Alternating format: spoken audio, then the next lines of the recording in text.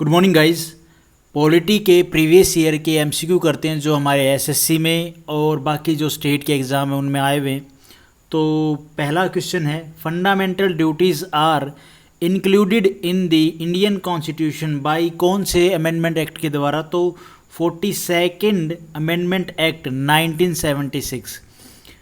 भैया देखो, article 51A किससे डील करता है? पार्ट 4 ए हमारी फंडामेंटल ड्यूटीज़ से, जिसमें हमारी सारी फंडामेंटल ड्यूटीज़ हैं। और कौन से अमेंडमेंट एक्ट के द्वारा इसको भाई इंक्लूड किया गया था इंडियन कॉन्स्टिट्यूशन में? तो 42nd अमेंडमेंट एक्ट 1976 में। उसके बाद नेक्स्ट क्वेश्चन इसी से रिलेटेड है, how many fundamental duties are there in Indian constitution? तो 11 फंडामेंटल ड्यूटीज़। और 11वें नंबर की जो फंडामेंटल ड्यूटी है वो क्या है? देखो जी, 11th duty which is duty of every parents or guardian to provide opportunities for education to his her child between 6 साल से 14 साल तक was added by 86th Amendment Act 2002 में। जो 11th फंडामेंटल ड्यूटी है उसको ऐड कब किया गया था? 2002 में। कौन से अमेंडमेंट एक्ट के द्वारा? 86th अमेंडमेंट एक्ट किया गया उसके द्वारा। उसके बाद है next question, the chapter on fundamental duties include duty to cherish and follow, ये क्या वर्ड है भाई, the noble ideals which inspired our freedom movement. के बाद है 4th number question, fill in the blanks right duties. तो right duties क्या है? डायरेक्ट। यहाँ पे ऑप्शन थे 3-4, तो उसमें ये बताया गया है कि filling the blanks rights duties, तो क्या आएगा? डायरेक्ट। Rights direct duties. इसका मतलब क्या हुआ? देखो, we have to follow our duties, हमें अपनी ड्यूटीज़ जो हैं देश के प्रति, कॉन्स्टिट्यूशन के प्रति, उनको फॉलो, उनको मानना चाहिए, उनको निभाना चाहिए, उनको फॉलो करना चाहिए within the limit of our constitutional and legal rights. So it can be said that rights direct duties. ये है इसकी डेफिनेशन।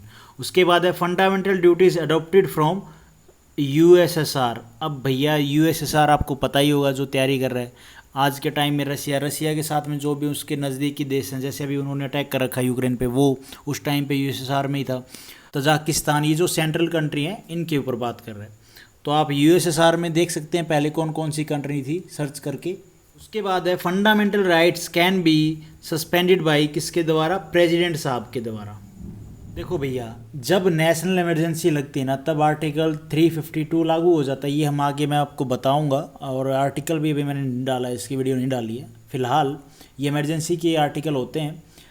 इसमें क्या होता है? All fundamental rights except right under article 20 और 21 can be suspended by president of India. 20 और 21 को छोड़ के बाकी जो भी आपके फंडामेंटल राइट्स हैं वो सस्पेंड कर दिए जाते हैं। उसके बाद the fundamental rights of Indian citizen can be suspended during national emergency. कौन सा आर्टिकल? आर्टिकल 352। उसके बाद who can restrict the fundamental rights of the citizen? तो पार्लियामेंट। अब ये यहाँ पे पार्लियामेंट का क्या रोल आ गया? देखो भैया, parliament of India can restrict the fundamental rights of citizen. Article 368 provide power to parliament to amend fundamental rights subject to basic structure of constitution. In simple language यूँ कह लो, पार्लियामेंट क्या कर सकती है? आपके जो फंडामेंटल राइट्स हैं उनमें अमेंड कर सकती है, लेकिन जो हमारा कॉन्स्टिट्यूशन का बेसिक स्ट्रक्चर है उसको ध्यान में रखते हुए। उसके बाद how many fundamental rights were there in the beginning? तो कितने थे भैया? 7। और अभी करंटली कितने हैं? 6 हैं। एक कौन सा कम कर दिया था? जो राइट ऑफ प्रॉपर्टी वाला था उसको हटा दिया गया था, उसको रिपील कर दिया गया था। Which fundamental right was abolished by the 44th Amendment Act? तो right to property, ये आ ही गया ना। उसके बाद है according to Indian Constitution right to property is legal right not fundamental right। तो आज की वीडियो में इतना ही कर लेते हैं। Thank you for watching this video. Video आपको ठीक लगी तो लाइक करना, चैनल पे नए हो तो भाई सब्सक्राइब करना।